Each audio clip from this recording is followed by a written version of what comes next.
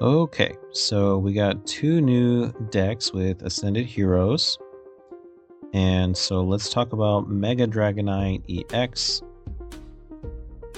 So this is your main guy, Mega Dragonite EX, Dragon type, 370 HP, no weakness or resistance, and a 2 retreat cost. However, it does have the Sky Transport ability.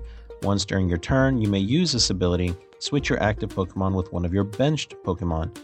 And the Reuniglide attack for 1 water and 2 electric energy, 330 damage, discard 2 energy from this Pokemon. And so that does a lot. That's going to knock out most of the metagame. And the evolution, the pre-evolution for that is Dragonair, which has evolutionary guidance. Once during your turn, if this Pokemon has any energy attached, you may use this ability. Search your deck for an evolution Pokemon, reveal it, and put it into your hand, then shuffle your deck. So these are really nice because they kind of help against like retreat lock or item lock. And so there's a lot you can do here just with the 2 cards. And then to support that strategy, you've also got the Electric with the Dynamotor ability. Once during your turn, you may attach a basic lightning energy card from your discard pile to one of your benched Pokemon.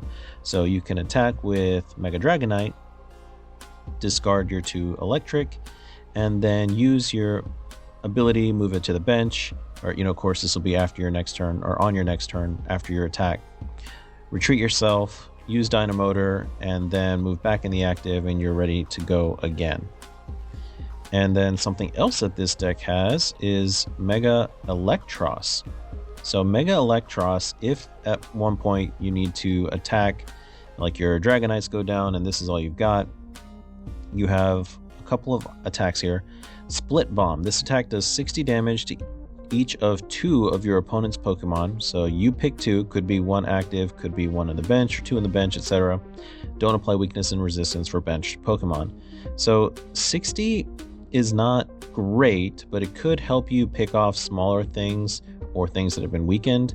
Of course, remember that Terra Pokemon are naturally protected from damage, attack damage while they're on the bench, so don't forget about that. And then the secondary attack is Disaster Shock. For 3 electric, 190 damage, you may discard 2 electric from this Pokemon and make your opponent's active Pokemon paralyzed. So paralysis keeps them from attacking or retreating for the 1 turn that they're paralyzed, and then after that turn they go back to normal. So that, it could come in play, but there's so many things now, that doesn't keep them from switching, doesn't keep them, like if they have their own Reuniglide, they'll still be able to do that, or Turo, things like that, etc. The other Pokemon in the deck here, it does come with 1 Zekrom EX, also a secondary attacker, really only good for that voltage burst. This attack does 50 more damage for each prize card your opponent has taken. This Pokemon also does 30 damage to itself.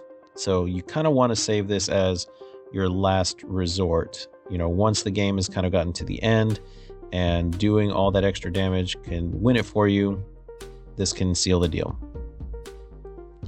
Other Pokemon in the deck, you've also got the Zeraora with the Thunder Raid. Discard all energy from this Pokemon. This attack does 210 damage to 1 of your opponent's benched Pokemon EX. But like I said, don't forget that Terra Pokemon are immune to damage from attacks while they're on the bench. So this would be more used for things like sniping the Fezandipiti that they've got, or if they have a Mew that's sitting on the bench, or any of those other things, Squawkabilly, etc., that kind of just sit on the bench and don't actually do a whole lot. But speaking of these 2, Mew for the restart, if you can draw cards until you have 3 in your hand, so it just helps if you have a dead hand or if you used a bunch of stuff, helps you reload. And then Genome Hacking can be a really good attack. Choose one of your opponent's active Pokemon attacks and use it as this attack. And then Fezandipiti, of course, flip the script. Once during your turn, if any of your Pokemon were knocked out during your opponent's last turn, you may draw 3 cards. You can't use more than 1 flip the script each turn. And that's important. It has to be during their turn. It can't be between turns during checkup, because then this ability does not activate. And it also has a Cruel Arrow attack. Most people don't use this, but it can come in handy in a pinch. It does 100 damage to 1 of your opponent's Pokemon. Again, can be used against the active or the bench, but don't apply weakness and resistance for bench Pokemon. So those are the Pokemon.